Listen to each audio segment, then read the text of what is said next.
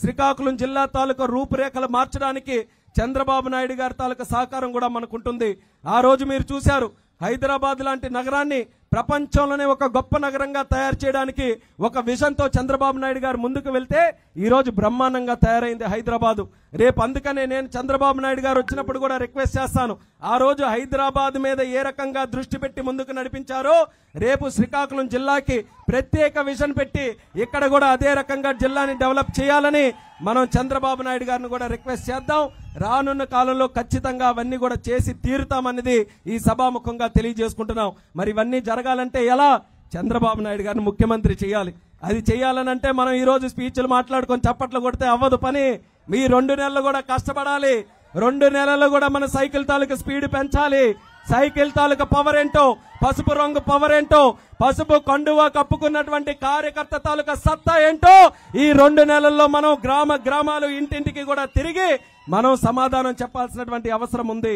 అలాగే ఈ రోజు కేవలం పసుపే కాదు, మనకి గ్లాసు సోదరులు కూడా మనకి ఈ రోజు కలిసికట్టుగా ముందుకు వస్తున్నారంటే జనసేనాని పవన్ కళ్యాణ్ గారు, ఆయన సైన్యం కూడా మనకి తోడు చేశారు. ఒక్క తెలుగుదేశం పార్టీని ఎదుర్కోవడానికే జగన్మోహన్ రెడ్డి ముప్పు తిప్పలు పడుతున్నాడు. ఇంకా పవన్ కళ్యాణ్ గారు ఎప్పుడైతే ఇద్దరం కూడా చేతులు కలిపి ముందుకు వస్తున్నామనంటే నిద్ర కూడా పట్టే పరిస్థితి లేదు. ఈ రోజు జగన్మోహన్ రెడ్డికి నిద్ర పట్టకుండా ఎక్కడికక్కడ ఏం పనులు చేస్తున్నాడు కూడా అర్థం కానటువంటి పనులు. ఏం పనులు చేస్తున్నాడు? ఇక్కడ ఉన్న ఎమ్మెల్యేకి ఇక్కడెక్కడో ఉన్న ఎమ్మెల్యేకి అక్కడ విశాఖపట్నం విసురుతున్నాడు. ఎక్కడెక్కడో ట్రాన్స్ఫర్లు చేస్తున్నాడు.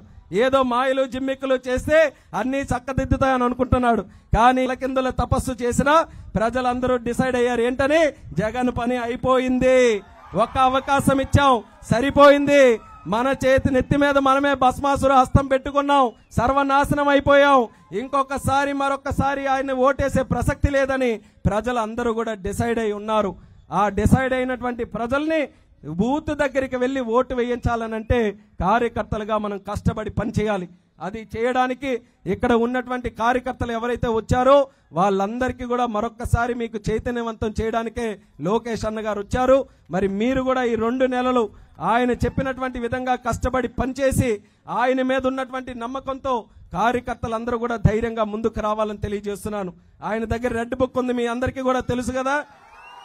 రేపు ప్రభుత్వంలోకి వచ్చిన తర్వాత ఎవడెవడ తాట తీయాలో అనే లెక్కలు అన్ని కూడా ఆయన దగ్గరికి ఉన్నాయి.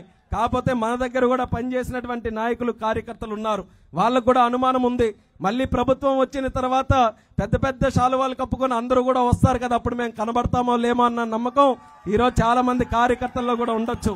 కానీ అందుకు వేరేగా ఒక గ్రీన్ బుక్ కూడా లోకేష్ అన్న గారి దగ్గర ఉంది. ఎవరు కష్టపడుతున్నారు, గ్రామాల్లో ఎవరు కష్టపడి పనిచేసి ప్రజల దగ్గరికి వెళ్తున్నారు, ఎవరు ఎంత ఓటింగ్ సంపాదించుకొని పార్టీని ముందుకు నడిపిస్తున్నారు అనేది ప్రతి లెక్క కూడా ఆయన దగ్గరకు ఉంది. కాబట్టి ఆ ధైర్యంతోనే కార్యకర్తలకు పనిచేయమంటున్నాం. ఎవరి కష్టం కూడా వృధా కానివ్వడు మన లోకేష్ అన్న భరోసాతో యువతరం కూడా ముందుకు వచ్చి కష్టపడి పనిచేయాలని మళ్ళీ మీ అందరికీ కూడా ఈ సందర్భంగా తెలియజేసుకుంటున్నాను. ఇక జగన్మోహన్ రెడ్డి ఇందాకే చెప్పాను పని అయిపోయిందని. మొన్ననే ఢిల్లీ వచ్చాడు, మీ అందరికీ తెలుసో లేదో. ఢిల్లీ తలదాచుకున్నట్టుగా పరిగెట్టుకుంటూ వచ్చాడు. చంద్రబాబు నాయుడు గారు ఒక రోజు వచ్చారు, అయ్యి బాబు ఏమైపోతుందా అని చెప్పి కంగారు మీద వచ్చాడు. కంగారు మీద వచ్చిన తర్వాత వాళ్ళకి ఎంతమంది ఎంపీలు ఉన్నారు? సుమారు 31 మంది ఎంపీలు ఉన్నారు లోక్సభ రాజ్యసభలో.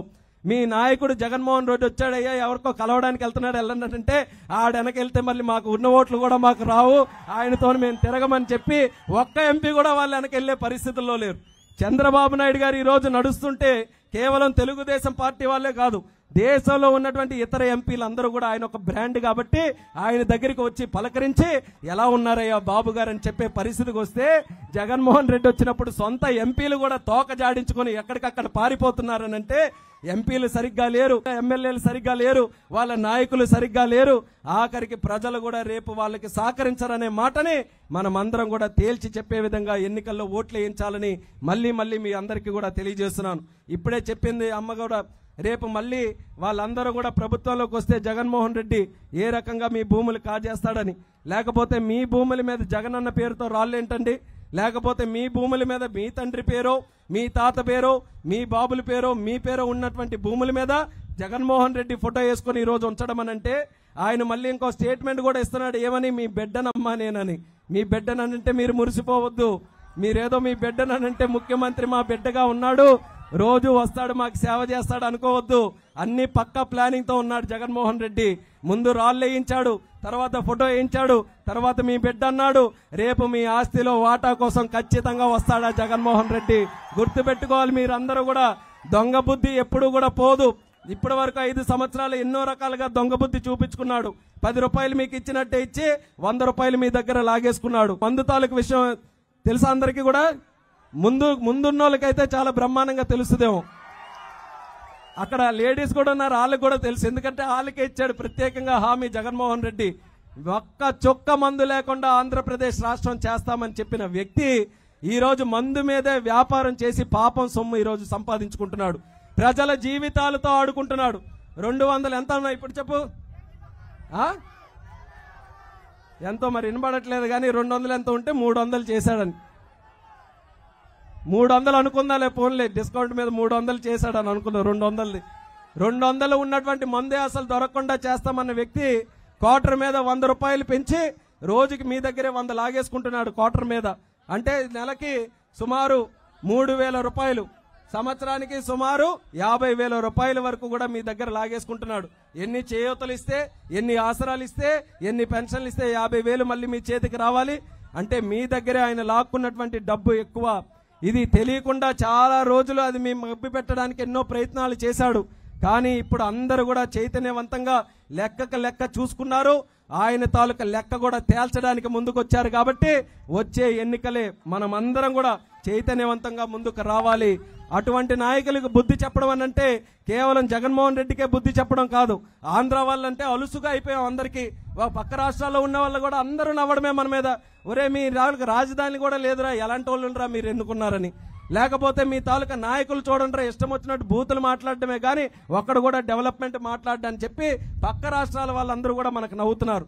కాబట్టి భవిష్యత్తులో జగన్మోహన్ రెడ్డి లాంటి నాయకులు ఎవరైనా రాజకీయాల్లోకి అడుగు పెట్టాలనంటే ఆంధ్రప్రదేశ్లో అడుగు పెడితే కాళ్ళు నరికేస్తారన్నటువంటి విధంగా వచ్చే ఎన్నికల్లో మనం గట్టిగా బుద్ధి చెప్పేటటువంటి విధంగా ఆ పార్టీకి మనం అందరం కూడా ఓడించి గుణపాఠం చెప్పాలని కూడా ఈ సందర్భంగా తెలియజేసుకుంటున్నాను.